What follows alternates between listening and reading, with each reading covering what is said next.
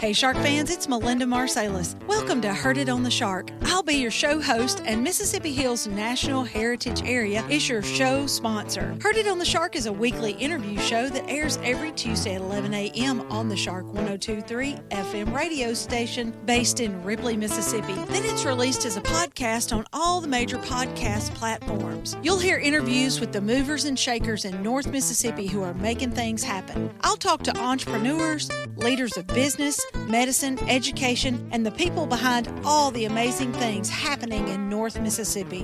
When people ask you, how did you know about that? You'll say, I heard it on the Shark. Heard It on the Shark is brought to you by the Mississippi Hills National Heritage Area. We want you to get out and discover the historic, cultural, natural, scenic, and recreational treasures of the Mississippi Hills that are right in your backyard. And of course, we want you to take the Shark 102.3 FM along for the ride. Musical credit belongs to Hill Country Blues guitar legend Gary Burnside and the late great Buddy Grisham, playing Long Way Home from their album Acoustic Brothers, which was recorded at Sun Bear Studio in Ripley, Mississippi.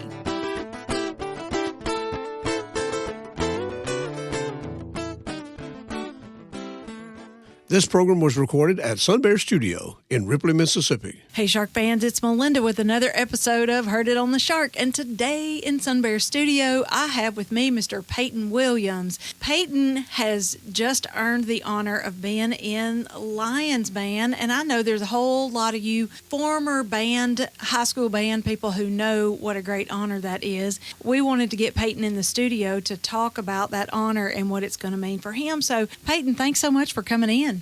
Absolutely. Now, Peyton, are you a senior? I'm a freshman in high school. You're a freshman? Yes, ma'am. Oh, my God. How'd you get in Lions Band as a freshman? That's amazing. A lot of work.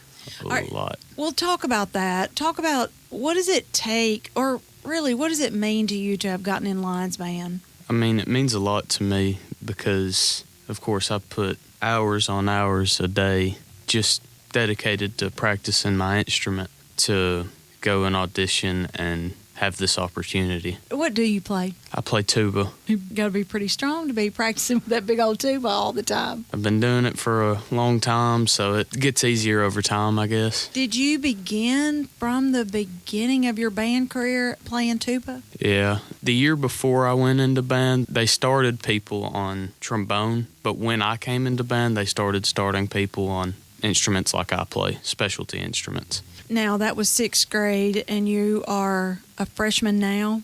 Yes, ma'am. So that's only about 3 years. Did you play guitar or piano or sing in your church choir or anything? My Nana is the music director at the church, so I used to sing a little bit for her, but past that, not much. Okay, so you didn't play piano or anything. You learned music in band?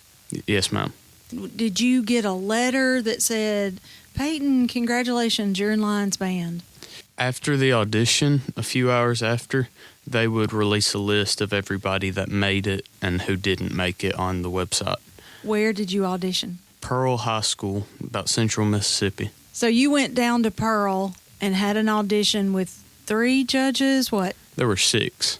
6 judges and 1 audition. There were 2 auditions. Why is that? There were, the first round would eliminate some people. Okay. And then there would be a second round, which would decide whether you made it or not. And so you had to wait around and wait for your name to be put up on the wall or something? There was a website that had a link to it. Well, how nervous were you? Very. I was resetting the website about every 30 seconds. Now that you've gotten the honor, you're in Lions Band, what will you get to do? There'll be smaller honors band things that you get to do, right? Those are separate from Lions Band, but I do get to do them. Like, I get Mississippi State University is something that I've been accepted to, the honor band.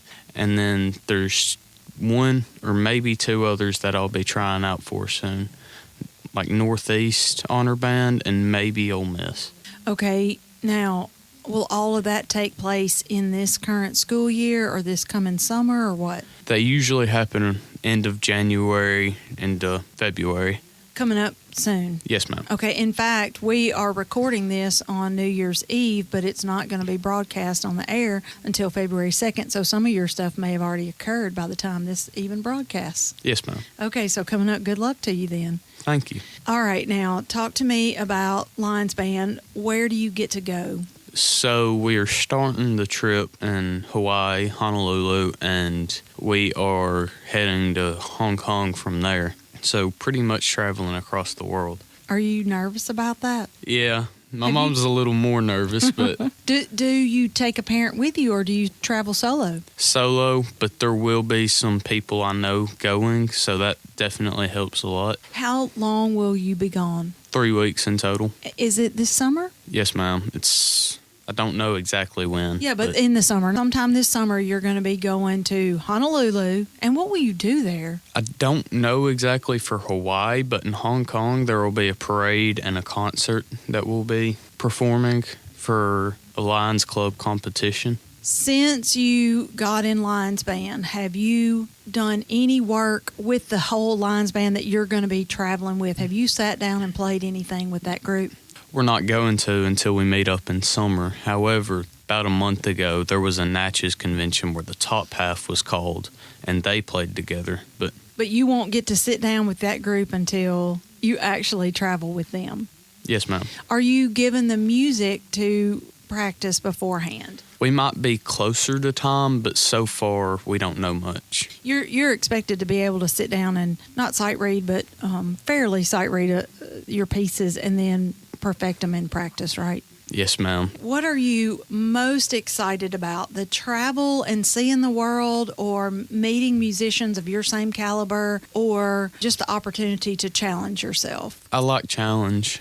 Pushing myself has always been something I like to do, make myself better. I have seen super smart or super talented students, athletes, band people who are at the top of their school, and always have been.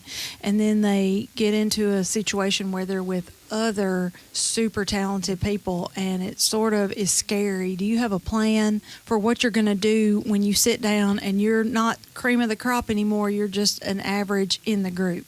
Well, I've been to a few honor bands like that because honor bands are made for more talented musicians, so that definitely helps push me. I mean, of course, most honor bands are regional, and MSU honor band, that's one of the hardest honor bands in the state. So that will definitely put me on with some more talented musicians. So if you can get into the Mississippi State Honor Band for sure, that'll give you a little bit of an idea of what it's going to be like. Yes, ma'am. What about seeing the world? Which seems more exciting to you, Hawaii or Hong Kong? I've always wanted to go to Hawaii. I mean, the scenery there is awesome, so that excites me a lot. Now, while your mom and dad aren't watching, are you going to try to surf? I don't think I'm going to be allowed to do that. If you do, take pictures and send it back to the Shark 1023. Absolutely. This is obviously going on this big trip. You have to support yourself and pay for the trip, and the community that supports you has an opportunity to help you out. So can you tell us how we can support you financially?